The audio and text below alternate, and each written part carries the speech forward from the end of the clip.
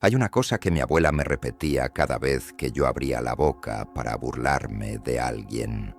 Me decía bajito, como si lo que iba a decir fuera demasiado importante para decirlo con volumen normal. Mija, ten cuidado con quién te metes, porque no siempre sabes con qué estás jugando. Yo la escuchaba, asentía, le decía que sí con la cabeza, y luego me olvidaba, como uno hace cuando todavía cree que el mundo funciona solo con lo que los ojos pueden ver, con lo que la lógica puede explicar, con lo que la ciencia puede medir. Cuando uno todavía piensa que las cosas que no tienen nombre no existen. Pero hay una historia que escuché hace muchos años, en un corredor de una casa de pueblo con el café entre las manos y la tarde cayendo despacio. Una historia que alguien me contó con la misma calma con que se cuentan las cosas verdaderas, sin adornos, sin gritos, sin efectos especiales. Y desde ese día no pude volver a pensar en los avisos de la misma forma. Desde ese día entendí que mi abuela sabía algo que yo todavía estaba tardando en aprender. Esta es esa historia. Pasó en un pueblo de los que ya casi no quedan, de los que tienen una iglesia en el centro, una tienda con refresco de vidrio, calles de tierra apelmazada que se ponen lodosas en la temporada de lluvias, y donde el olor a leña y a tortilla recién hecha se mezcla con el aire frío de la mañana, como si fueran la misma cosa. Un pueblo donde todos se conocen de toda la vida, donde los secretos no duran mucho porque las casas son chicas y las paredes son delgadas y las tardes son largas y la gente habla. Pero este secreto duró 25 años y cuando finalmente salió, ya era demasiado tarde para quien lo cargaba. El hombre se llamaba Rosendo Palafox. Era de esos que llenan el espacio cuando entran a un cuarto, no porque sean especialmente grandes o especialmente llamativos, sino porque tienen esa manera de moverse como si todo el lugar les perteneciera, como si el aire que respiran fuera suyo también, alto, ancho de hombros, con una voz que retumbaba cuando quería que retumbara y que sabía bajar justo lo suficiente para que los demás tuvieran que inclinarse a escuchar, lo cual también era una forma de poder, una carcajada fuerte, de esas que se oyen desde la calle y que invitan a preguntarse qué están diciendo ahí adentro. Tenía como 50 y tantos años cuando comenzó todo. Era ganadero, tenía sus tierras y sus animales, una camioneta que ya iba para vieja, pero que él mantenía rodando por pura terquedad, como si admitir que el vehículo ya no servía fuera admitir algo sobre sí mismo que no quería admitir. No era rico, pero en un pueblo donde varios sí tenían carencias reales, Rosendo tenía suficiente para sentirse por encima. Y ese suficiente que se convierte en distancia, era el centro de su carácter. El defecto de Rosendo no era la maldad obvia, de la que uno puede señalar con el dedo. Era algo más cotidiano y más difícil de nombrar. Era el tonito que usaba cuando hablaba con alguien que no tenía lo que él tenía.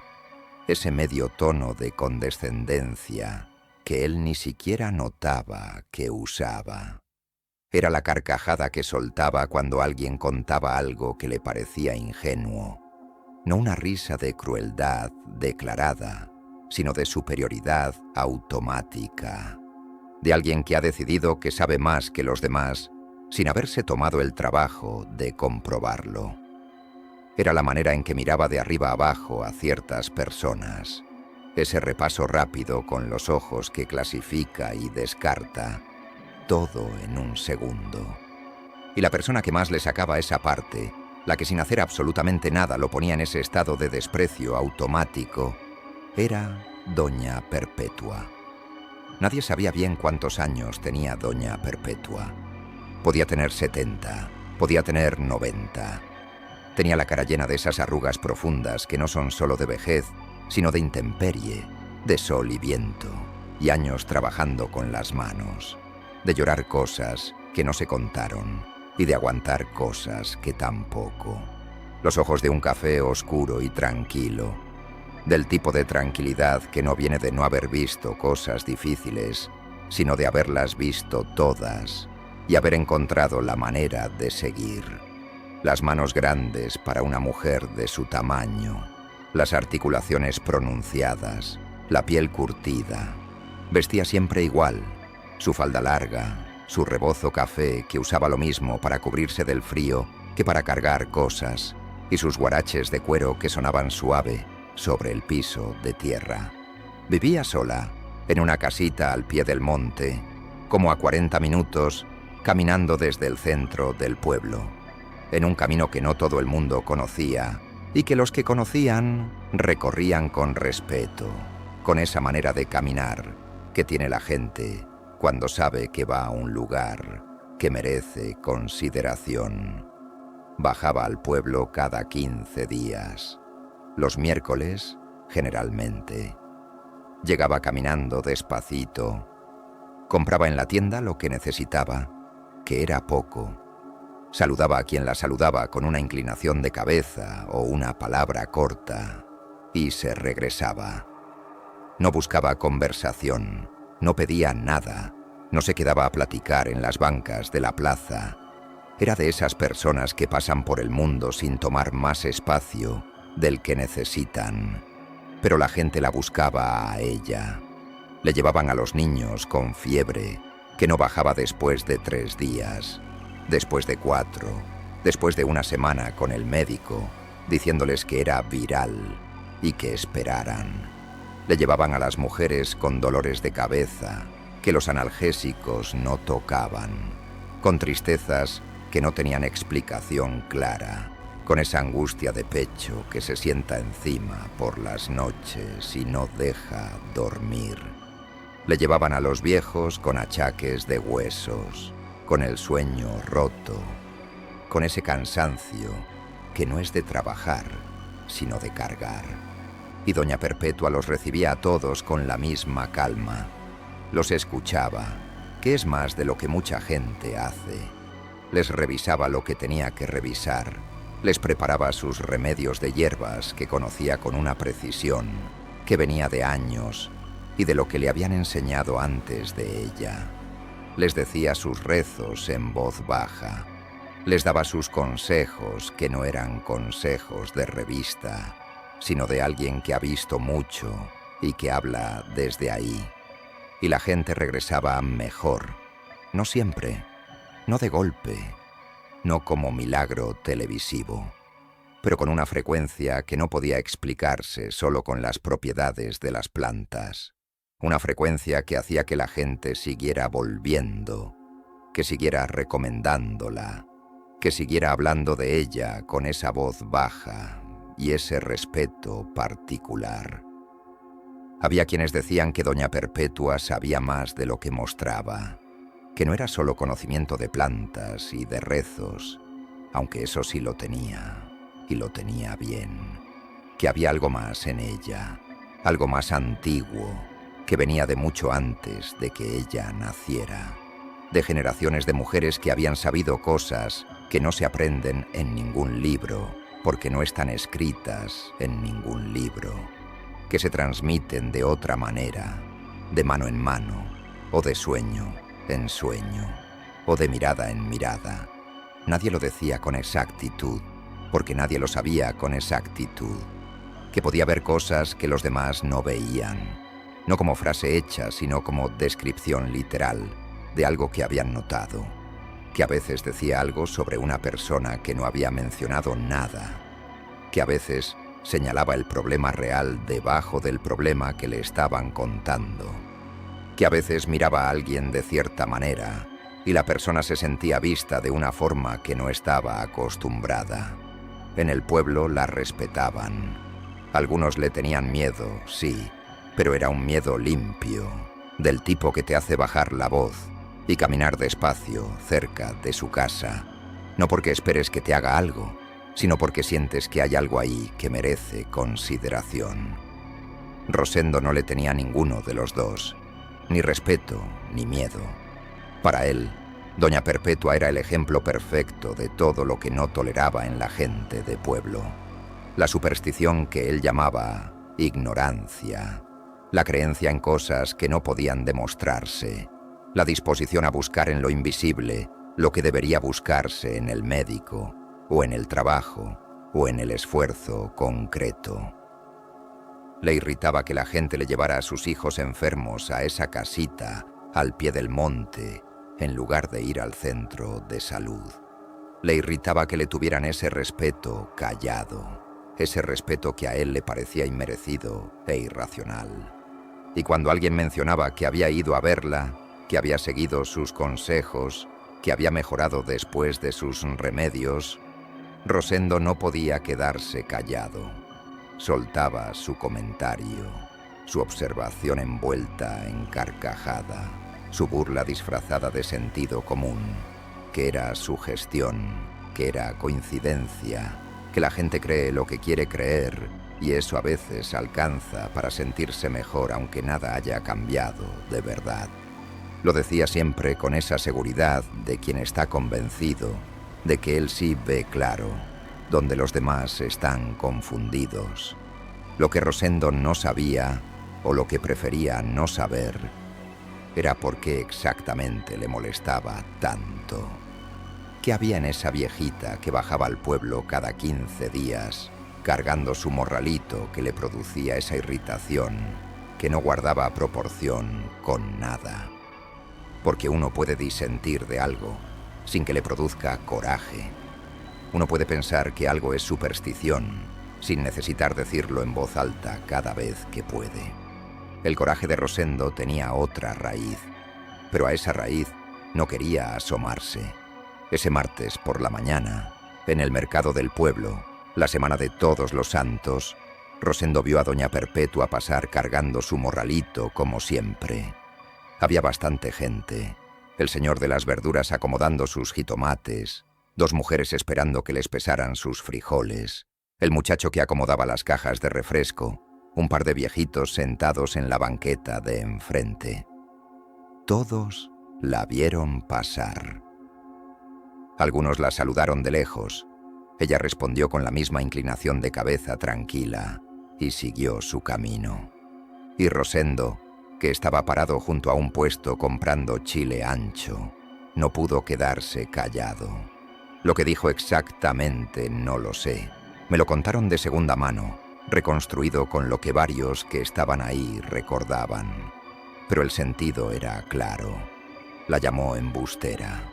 Dijo en voz alta, para que todos escucharan, que era una vieja loca que vivía de engañar al pueblo con sus hierbitas de a peso y sus rezos de mentira, que aprovechaba la ignorancia de la gente para sacarles el dinero que no tenían, que le daba vergüenza que en pleno siglo XX hubiera personas que todavía caían en esos cuentos. Lo dijo sonriendo, con esa seguridad de quien está acostumbrado a que sus palabras no tengan consecuencias, de quien ha dicho cosas parecidas muchas veces y siempre ha quedado bien. Doña Perpetua se detuvo, se volteó despacio, con una calma que no era la calma de alguien que no oyó o que no entendió, sino la calma de alguien que oyó perfectamente y que está decidiendo cómo responder desde un lugar muy tranquilo dentro de sí. Lo miró, solo lo miró, con esos ojos café oscuro que no parpadeaban más de lo necesario, que no se movían, que se quedaban fijos con una atención que era difícil de sostener. Rosendo sintió algo raro en ese momento. Lo dijo después, semanas después, cuando ya todo estaba pasando y ya no había manera de no hablar. Dijo que la mirada de esa mujer era como si pudiera ver algo que estaba detrás de él o dentro de él, en algún lugar al que él mismo no había entrado en mucho tiempo. Un cuarto cerrado que había aprendido a ignorar, que la mirada no era amenazante, no era furiosa, era peor que eso. era de alguien que sabe. Pero Rosendo siguió. Porque eso hace uno cuando ya está comprometido con la burla frente a un público. Sigue. Parar en ese momento sería admitir algo, y Rosendo no admitía nada. Le dijo que si era tan poderosa que le demostrara algo. Le dijo que la gente del pueblo era pobre y sin educación, y por eso le creían sus cuentos, pero que él no era tan fácil de engañar. Le dijo que sus rezos eran teatro y sus hierbas eran negocio, y que el día que alguien de verdad estuviera enfermo de algo serio, nadie iba a ir corriendo a su casita. Iban a ir al hospital como la gente normal. Todo eso lo dijo, frente a todos. Doña Perpetua esperó a que terminara. No lo interrumpió. No cambió la expresión. Cuando Rosendo terminó de hablar, ella habló. Y lo hizo con esa voz suya que era bajita, pero que llegaba clara, sin esfuerzo, como si el aire la llevara exactamente a donde tenía que llegar. Dijo: «Usted no me conoce, señor, y lo que no conoce no debería menospreciarlo». Rosendo abrió la boca para responder, pero ella continuó: «Yo no le voy a hacer nada. No necesito. Usted ya carga lo suyo desde hace mucho tiempo. Yo solo le digo que hay cosas que llevan años esperando, y que cuando uno anda tan ocupado mirando para afuera, buscando en quién meterse, no siempre se da cuenta de lo que se le viene encima». Rosendo levantó la voz. Le dijo que sus amenazas de bruja no le asustaban, que si quería echarle una maldición que la echara, que a él esas cosas no le llegaban, porque no creía en ellas.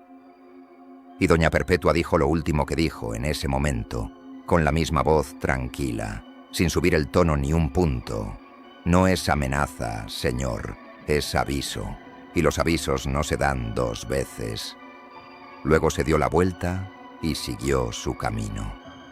Despacito, sin voltear, sin apresurarse, como si la conversación hubiera terminado de manera completamente natural y no hubiera nada más que agregar.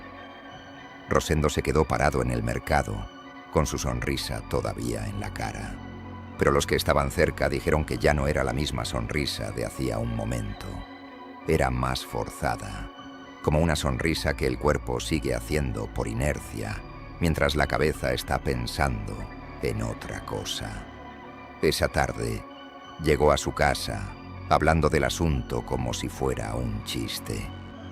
Pero había algo en la manera en que lo contó, algo que doña Carmen notó aunque no dijo en ese momento, que era ligeramente diferente a como Rosendo contaba normalmente sus anécdotas del pueblo. Normalmente cuando él contaba algo gracioso, lo hacía con esa expansividad suya, de quien disfruta el relato tanto como el hecho. Esta vez había algo más apresurado en el cuento, como si necesitara llegar rápido al final, como si el proceso de contarlo sirviera para algo que no era solo entretener. Le contó a doña Carmen, su esposa, con ese tono de quien acaba de tener un encuentro cómico con alguien pintoresco. Le contó cómo la vieja se había parado, cómo lo había mirado, cómo había dicho sus cosas solemnes. Se rió de la cara que habían puesto los demás en el mercado, callados como si fuera cosa seria, como si la brujería del pueblo pudiera hacerle algo a un hombre como él. Doña Carmen no se rió. Era una mujer de pocas palabras, doña Carmen, de esas que hablan cuando tienen algo que decir y que cuando no, prefieren el silencio. Lo miró mientras él contaba y cuando terminó le dijo, sin dramatismo, sin alarma, con esa calma suya de siempre: «Rosendo, esa señora no se mete con nadie. ¿Para qué la buscaste?» Él le dijo que no había que tenerle miedo a una viejita chiflada, que si cada vez que alguien en el pueblo dijera algo misterioso, había que ponerse serio. Estarían serios todo el tiempo, porque la mitad del pueblo decía cosas misteriosas todo el tiempo. Doña Carmen no respondió, pero esa noche, cuando Rosendo ya roncaba, Ella estuvo un rato largo despierta, con los ojos abiertos en el techo, pensando en cosas que no le dijo a nadie. Los primeros 3 días no pasó nada. Rosendo se levantó temprano, como siempre, atendió sus animales, desayunó sus frijoles con tortilla y su café negro, trabajó todo el día bajo el sol, llegó a comer, descansó un rato y volvió a trabajar. Durmió bien, comió bien, no soñó nada raro. Se convenció de que tenía razón, de que todo era cuento, de que la gente que se había quedado callada en el mercado era exactamente el tipo de gente sin criterio propio que doña Perpetua sabía manejar, y que él no era así. El 4.º día se despertó con algo raro. No era dolor. No era malestar que pudiera describir con palabras normales. Era más parecido a esa sensación de cuando llegas a tu cuarto y sabes que algo no está en su lugar, pero no encuentras qué fue. Una incomodidad sin objeto concreto. Una especie de alerta silenciosa que el cuerpo manda sin que la cabeza entienda para qué. Se lo sacudió, desayunó, salió al campo. Esa tarde, sentado a la sombra de un árbol grande mientras sus peones terminaban de cercar un potrero, Rosendo miró hacia la derecha y vio a alguien parado entre los árboles. Un hombre, joven, delgado, parado quieto entre las sombras de los árboles, mirándolo fijo. No haciendo nada, no moviéndose, solo parado mirando con una atención que no tenía nada de casual. Rosendo se levantó de golpe. «¿Quién anda ahí?», gritó hacia los árboles. Los peones voltearon, miraron hacia donde él señalaba. No vieron nada. Rosendo caminó hacia el lugar, entre las ramas bajas, buscando. No había nadie. Tierra sin huellas frescas. Silencio de monte. Solo los pájaros que se habían callado con el grito y que empezaban a retomar su conversación despacito. Pensó que había sido un truco de la luz entre las ramas. Un juego de sombras. Esas cosas pasan cuando el cansancio acumula y la cabeza busca formas donde no las hay. Le pasó a todos, pero al día siguiente volvió a verlo. Esta vez en el corral, parado entre las vacas, con esa misma postura de absoluta quietud y esa misma mirada fija. Las vacas estaban tranquilas a su alrededor, como si no hubiera nada extraño ahí. Rosendo se quedó quieto, mirando. La figura no se movía. Era definitivamente un hombre, joven, flaco, con ropa de manta, parado entre los animales mirándolo con una expresión que Rosendo no podía leer, porque estaba demasiado lejos, pero que no era amistosa ni amenazante. Era otra cosa, algo entre el reclamo y la espera. Cerró los ojos, los abrió. Seguía ahí. Lo miró 5 segundos completos. Luego la figura dejó de estar. No se fue caminando, no se volteó, no desapareció en un parpadeo dramático. Solo dejó de estar, como cuando una nube tapa el sol y la sombra de un árbol deja de verse aunque el árbol sigue ahí. Rosendo no le dijo nada a nadie, porque Rosendo era ese tipo de hombre. El que guarda lo que lo asusta, lo convierte en otra cosa, le pone nombre de cansancio, o de calor, o de que no había dormido bien. Lo archiva en algún lugar donde no tenga que mirarlo de frente. Decirlo en voz alta habría sido admitir que algo estaba pasando que él no podía controlar ni explicar. Y Rosendo no hacía eso, pero en las noches empezó a no dormir bien. No era insomnio de los que uno se queda despierto mirando el techo con los pensamientos trabajando. Era un sueño interrumpido, como agua que se cuela entre piedras, un sueño que llegaba y se iba sin dejar descansar de verdad. Se despertaba a las 2 de la mañana, a las 3, a las 4.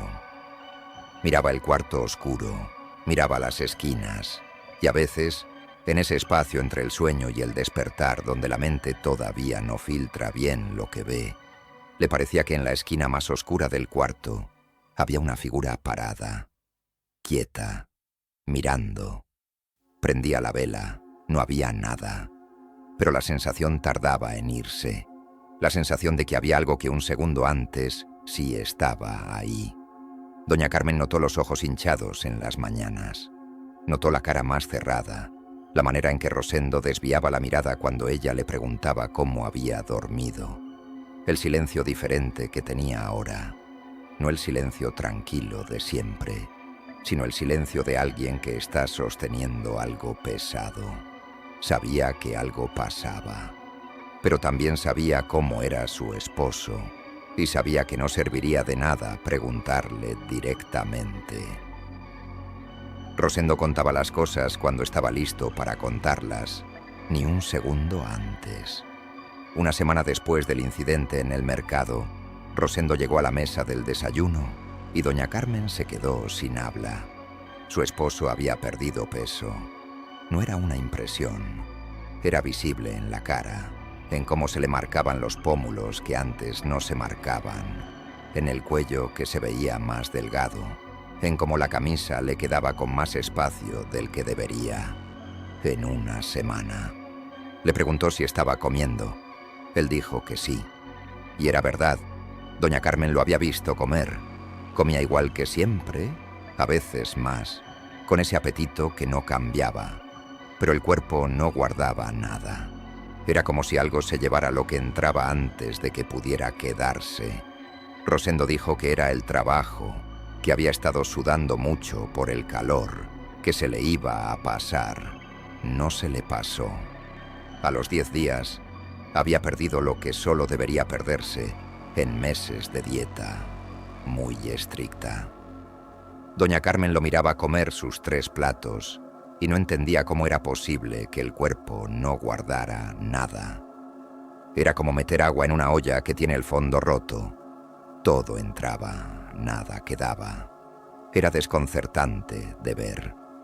Ella le ponía comida, él se la comía, y al día siguiente amanecía más flaco todavía, como si la noche se llevara algo que el día había intentado reponer.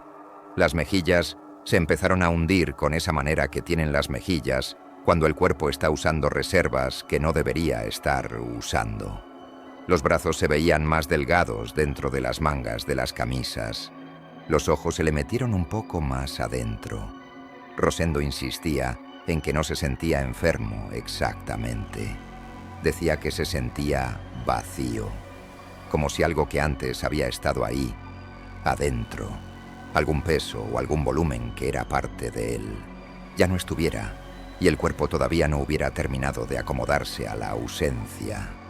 A los 10 días, había perdido lo que solo debería perderse en meses de dieta. A los 12, más. La ropa le empezaba a quedar grande de manera visible. Los pantalones necesitaban cincho, aunque antes no lo necesitaban. Las mejillas se empezaron a hundir con esa manera que tienen las mejillas cuando el cuerpo está usando reservas que no debería usar. Doña Carmen lo llevó al médico del pueblo sin preguntarle si quería ir. Simplemente le dijo que ya, que hoy. Y Rosendo para entonces ya no tuvo energía para discutir. El médico lo revisó con lo que tenía. Le hizo los análisis que podía hacer ahí. No encontró nada que explicara lo que estaba viendo. Un hombre que comía bien, que no tenía enfermedad obvia, que se estaba consumiendo sin razón detectable. Le dijo que descansara, que comiera más proteína, que volviera si seguía igual. Volvió a los 4 días porque seguía igual. El médico lo mandó al hospital de la ciudad. Doña Carmen vendió 2 cosas que tenía guardadas para emergencias y juntaron para el viaje.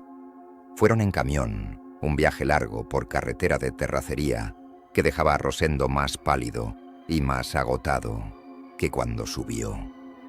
En el hospital le hicieron estudios que el pueblo no podía hacer. Radiografías, análisis más completos, preguntas sobre historial y síntomas.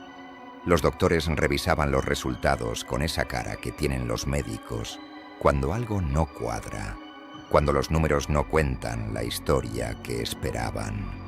No encontraron nada que explicara la pérdida de peso, ninguna enfermedad identificable, ningún parásito, ningún tumor, nada que se viera en los estudios que tenían.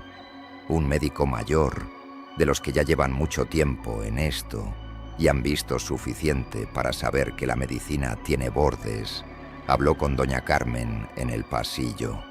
Le dijo que en sus años de práctica había visto 2 o 3 casos parecidos. Gente que se consumía sin razón aparente, que en su pueblo de origen les decían de cierta manera a esos casos, aunque no recordaba bien el término exacto. Que la medicina no siempre tenía respuesta para todo, que si tenían creencias, que las usaran, porque a veces lo único que quedaba era eso. Doña Carmen lo escuchó, asintió, se fue al baño a llorar 5 minutos, donde nadie la viera, y luego salió con la cara lavada a buscar a su esposo. Regresaron al pueblo con las recetas de vitaminas que les dieron, sin esperanza real, sin explicación, con la sensación de haber ido muy lejos para que les dijeran que no sabían. Esa noche, sentado en el borde de la cama con la espalda encorvada de un cansancio que ya no era solo del cuerpo, Rosendo le contó a doña Carmen lo de la figura. Le contó todo: el hombre joven entre los árboles, el hombre en el corral, la esquina del cuarto por las noches sin dormir de verdad. Le contó que había empezado a oír cosas también, no siempre, no claro, pero a veces, pasos en el corredor cuando no había nadie, el ruido de algo que se arrastraba cerca, una vez su nombre dicho en voz baja, que lo despertó de golpe a las 3 de la mañana, y cuando prendió la vela no había nadie, y doña Carmen seguía dormida. Doña Carmen lo escuchó sin interrumpirlo. Cuando terminó, le tomó las manos entre las suyas, que eran manos más chicas pero más firmes, y le dijo: «Rosendo, tienes que ir a ver a doña Perpetua». Él se quedó callado un momento que se hizo largo. «No», dijo. «¿Por qué?» «Porque le dije lo que le dije. No voy a ir a pedirle nada, no después de eso». «¿Y prefieres seguir así?» No respondió. Porque la respuesta era no. No prefería seguir así. Pero había algo en ir con doña Perpetua después de lo que le había dicho en el mercado, que le costaba más que el miedo. Le costaba el orgullo. Y el orgullo de Rosendo era la cosa más difícil de mover que había en ese hombre. Era el tipo de orgullo que no viene de haber hecho grandes cosas, sino de haber construido toda la identidad sobre no tener que reconocer nada, sobre siempre tener razón, sobre nunca necesitar nada de nadie, nunca pedir, nunca ceder. Ese orgullo que desde afuera parece fortaleza, pero que por dentro se parece más al miedo. El miedo a que si uno cede en una sola cosa, se caiga todo lo que se construyó encima. Y Rosendo había construido mucho encima. Durante 25 años había construido capas y capas sobre algo que no debía haber. Y el orgullo era la capa más de arriba, la más visible, la que más le costaba mover porque sin ella todo lo demás quedaba expuesto. Esa noche, alrededor de las 2 de la mañana, todos los que dormían en esa casa se despertaron al mismo tiempo por un ruido en la cocina. Un golpe fuerte, seco, el tipo de ruido que no te deja preguntarte si fue real o si lo soñaste porque es demasiado concreto para ser sueño. Doña Carmen tomó la vela y fueron a ver. Todas las ollas estaban en el piso, no una. No las que podían haberse caído de manera accidental, todas. Las que colgaban de los ganchos en la pared que doña Carmen había colgado antes de acostarse. Las que estaban apiladas en el estante de madera. Las que estaban sobre el brasero. Todas en el piso. Y no simplemente caídas, no en el desorden que produce una caída. Acomodadas en un semicírculo perfecto alrededor del fogón, como si alguien las hubiera puesto así con cuidado, con tiempo, con intención. Doña Carmen empezó a rezar en voz baja, con los ojos cerrados, apretando la vela con las 2 manos. Rosendo se fue a sentar al corredor. Estuvo ahí hasta que amaneció, callado, mirando el patio oscuro, sin dormir, sin hablar, pensando en cosas que todavía no decía. Al día siguiente fue al médico otra vez, no porque esperara que el médico tuviera algo nuevo, sino porque necesitaba hacer algo concreto y visible. El médico le repitió que descansara. Rosendo manejó de regreso a su casa con la camioneta vieja, despacio, y en el camino paró un momento al costado de la brecha y se quedó sentado ahí sin apagar el motor, mirando el monte, durante un tiempo que no supo cuánto fue. Cuando llegó a la casa, se sentó frente a doña Carmen y le dijo: «La figura me habló». Doña Carmen no dijo nada, esperó. Me dijo que lo recuerde, que sé quién es, que siempre lo supe. «¿Y lo sabes?». Rosendo tardó. Luego dijo: «Sí».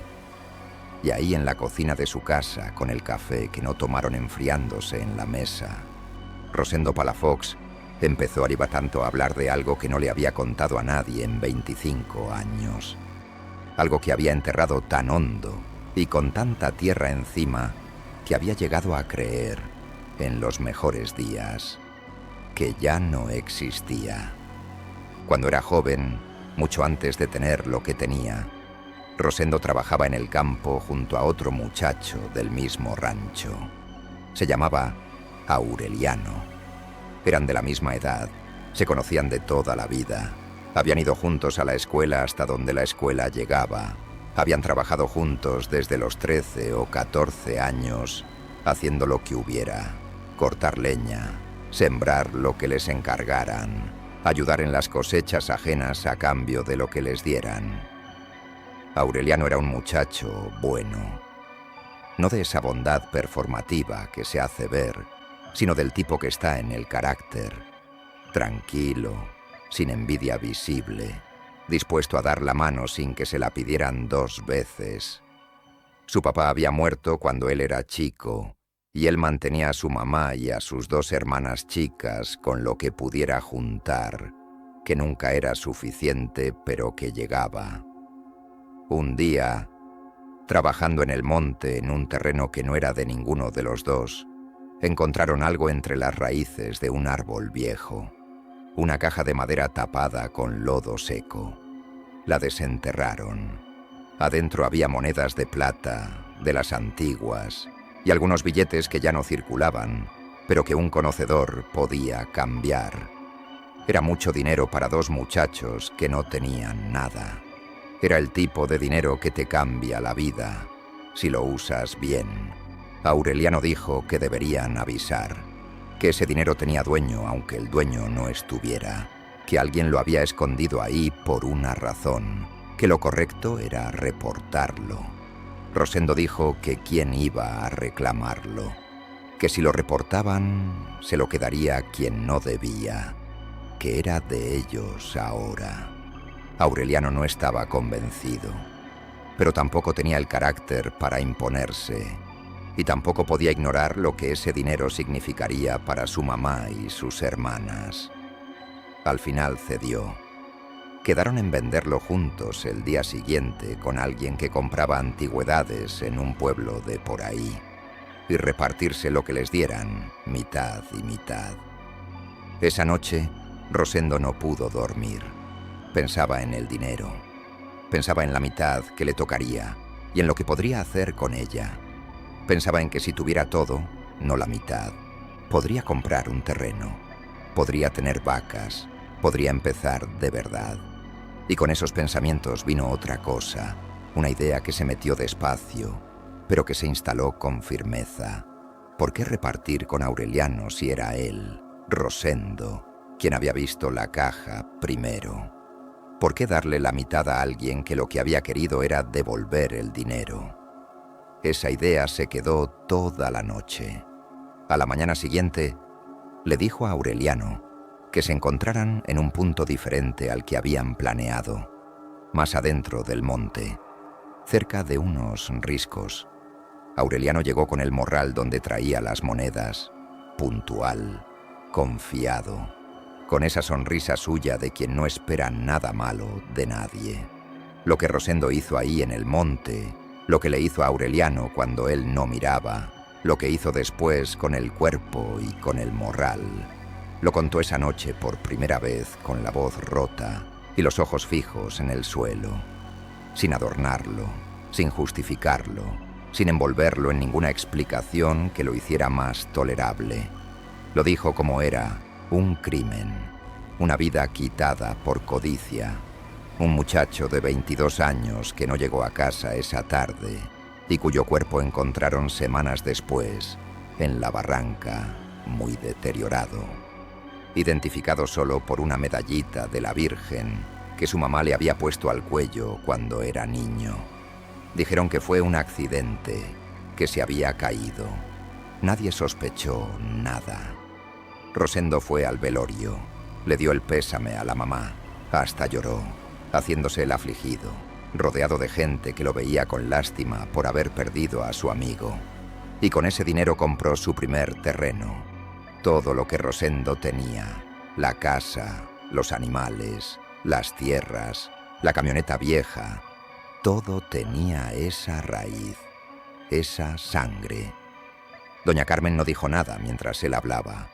No interrumpió ni una vez. Doña Carmen pensó después que debería haber reaccionado de otra manera en ese momento, que debería haberlo interrumpido, haber gritado, haber llorado, haber hecho algo que correspondiera al tamaño de lo que estaba escuchando. Pero la verdad es que no hizo nada de eso. Se quedó quieta, con las manos sobre la mesa y los ojos fijos en la cara de su esposo, escuchando, porque a veces cuando algo es demasiado grande para procesarlo, en tiempo real, el cuerpo decide no reaccionar hasta después, hasta que la mente pueda encontrar dónde acomodarlo. Escuchó todo, cada detalle, la caja de madera entre las raíces, las monedas, la conversación, el plan que Rosendo armó esa noche sin decírselo a nadie, lo que pasó en el monte, lo que hizo después, todo. Y mientras escuchaba, iba revisando en su mente los 25 años de vida junto a ese hombre, el terreno que compraron cuando eran jóvenes, la casa que construyeron, los hijos que criaron, cada cosa que habían tenido. Y iba entendiendo de dónde venía cada una. Cuando Rosendo terminó, se quedaron en silencio los dos durante un tiempo largo.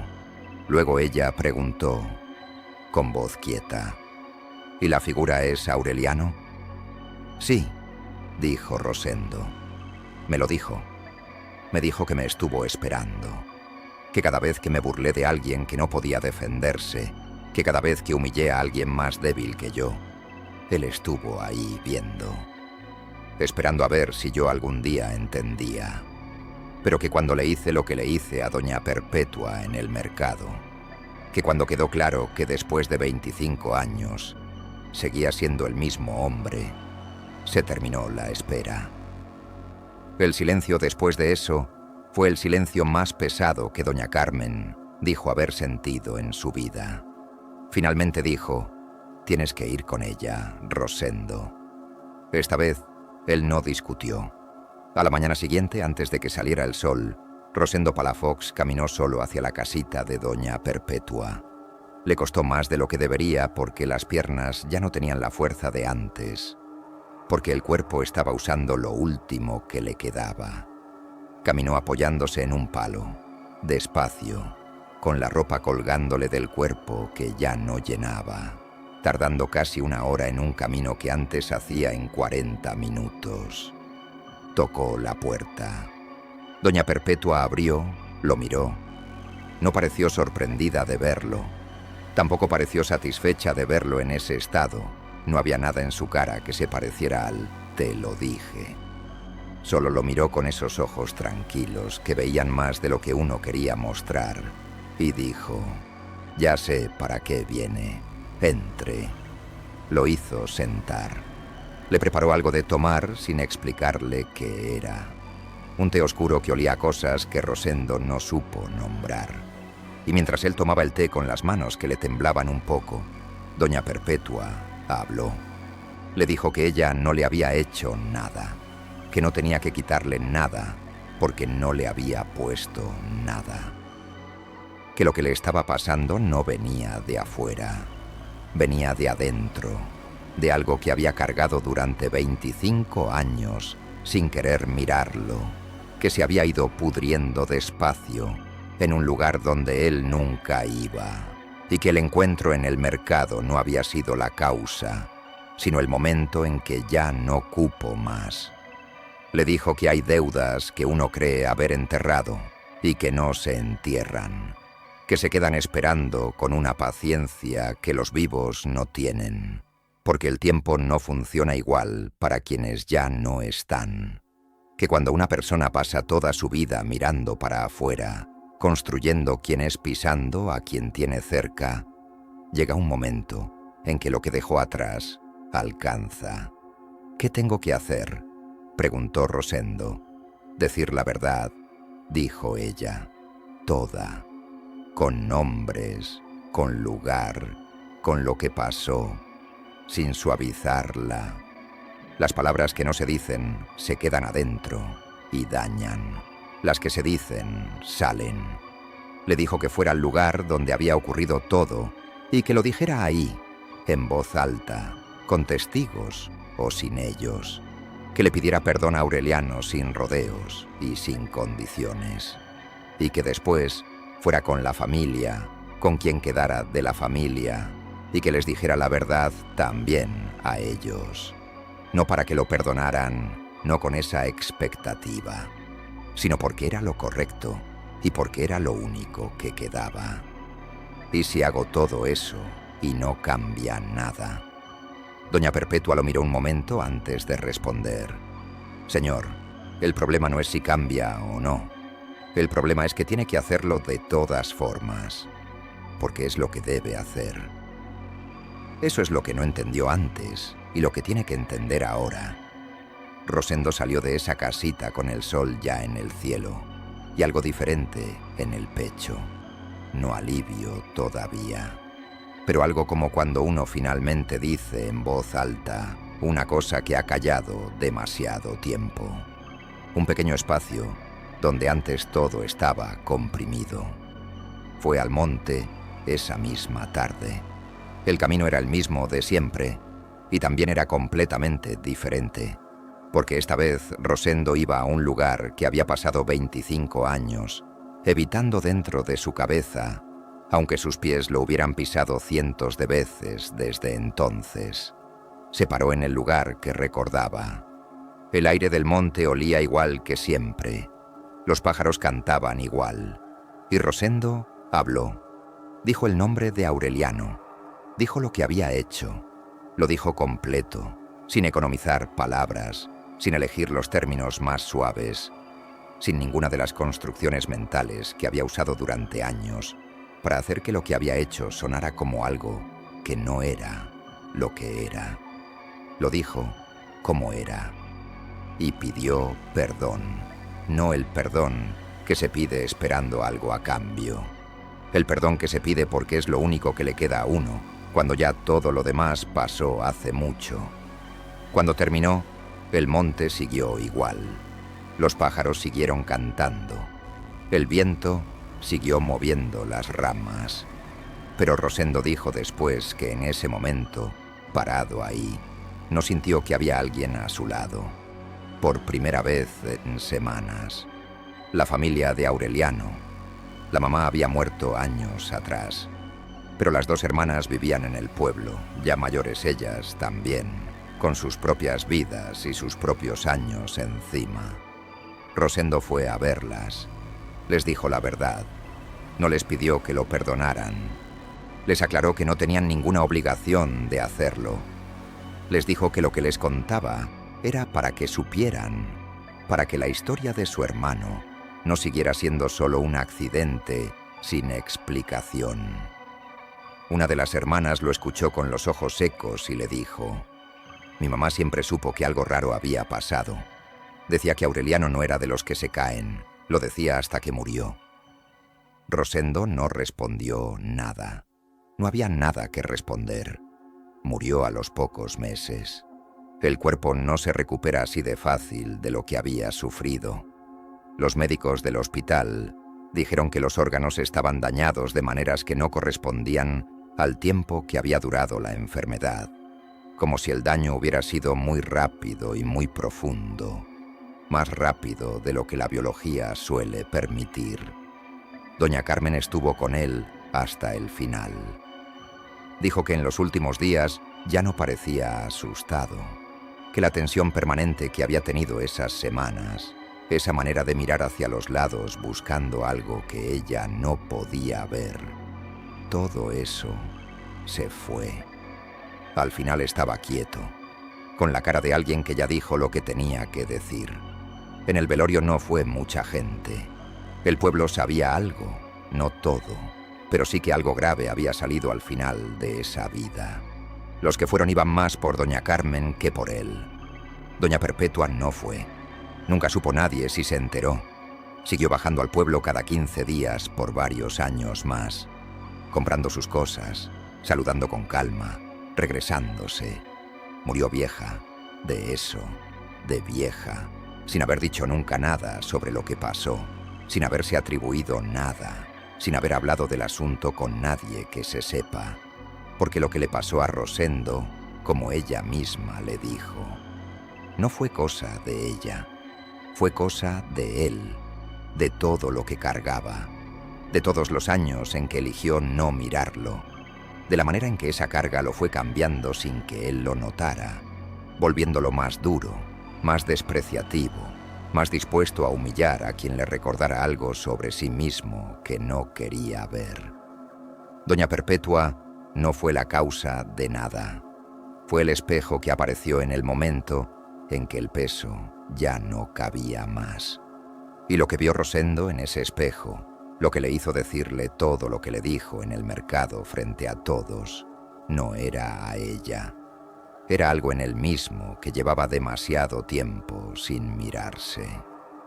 Yo pensé en esta historia mucho tiempo después de que me la contaron, no en la parte del miedo, aunque eso también, sino en lo que doña Perpetua dijo sobre los avisos, que no se dan dos veces, que hay cosas que llevan años esperando, que cuando uno anda tan ocupado mirando hacia afuera, buscando en quién meterse, en quién descargar lo que no quiere cargar, no siempre se da cuenta de lo que se va acumulando. ¿Cuántas veces el desprecio que sentimos por alguien tiene más que ver con nosotros que con ellos?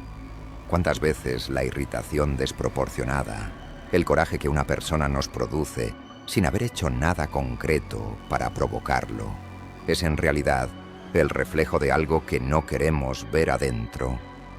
Rosendo no odiaba a doña Perpetua porque ella fuera charlatana. La odiaba porque ella le recordaba algo que cargaba, y en lugar de mirar ese algo, eligió apuntarle a ella. Las deudas que no se pagan con palabras se pagan de otra manera. Siempre. No siempre de manera dramática, no siempre tan visible, pero siempre. Mi abuela tenía razón. No porque existan o no existan las brujas o las maldiciones o los espíritus que vuelven, sino porque hay cosas que uno hace que no se quedan solo en el momento en que se hacen. Se quedan en quien uno se vuelve, en cómo uno trata a los demás, en lo que uno construye encima para no tener que mirarse, y tarde o temprano, en una forma u otra, lo que está abajo sube. Pienso en Rosendo cada vez que siento ese coraje irracional hacia alguien que no ha hecho nada concreto para provocarlo. Ese coraje que se siente legítimo, pero que si uno se detiene un segundo y se pregunta de dónde viene en realidad, a veces la respuesta no está en la otra persona. Está en algo propio que uno prefiere no examinar. Es más fácil mirar afuera que adentro. Siempre lo es. Es más fácil decidir que el problema es el otro, que el otro está equivocado. que el otro es charlatán o ignorante o inferior, porque mientras uno está ocupado con eso, no tiene que mirar lo que hay debajo. Rosendo pasó 25 años construyendo esa distancia, volviéndose el tipo de hombre que desprecia a los que no tienen lo que él tiene, el tipo de hombre que se burla de la gente humilde, el tipo de hombre que necesita sentirse por encima para no tener que sentir lo que estaba abajo. Y lo que estaba abajo era la imagen de Aureliano con su morralito y su sonrisa de quien confía. La imagen que nunca pudo borrar del todo, aunque lo intentara todas las noches durante 25 años. Doña Perpetua le dijo que hay cosas que esperan, y esperan con una paciencia que los vivos no tenemos, porque el tiempo no funciona igual para todos. Lo que uno deja sin resolver, lo que uno entierra sin haberse despedido de ello, lo que uno carga y no dice, espera, no siempre de maneras tan dramáticas como le pasó a Rosendo. Pero espera, hay otra cosa que me quedó de esta historia. Doña Perpetua nunca se defendió, nunca le respondió a Rosendo en el mismo tono, nunca intentó demostrar nada, nunca lo amenazó en el sentido que él quería darle a sus palabras, nunca hizo nada que justificara el miedo o el desprecio que él sentía hacia ella. Simplemente dijo lo que vio y siguió su camino. Eso es lo que hacen ciertas personas, las que de verdad saben algo. No necesitan demostrar nada, no necesitan que nadie les crea. Saben lo que saben y eso les alcanza. Rosendo, en cambio, necesitaba que todos oyeran, necesitaba el público en el mercado, necesitaba la carcajada de los demás. Necesitaba que alguien validara su versión de las cosas, porque en algún lugar dentro de él sabía que su versión tenía fisuras enormes. Y cuando doña Perpetua se detuvo y lo miró sin parpadeamientos y sin miedo y sin necesidad de que él le creyera nada, eso fue lo que lo incomodó de verdad. No sus palabras, su mirada. La mirada de alguien que no necesita nada de ti. Cuídense de lastimar a esas personas, no por miedo a las consecuencias, sino porque lo que revelan en ese momento no es debilidad de ellas. Es algo sobre uno mismo que preferiría no revelar. Los avisos no se dan dos veces. Y a veces, cuando llegan, ya no queda mucho tiempo para hacer lo que había que hacer desde antes.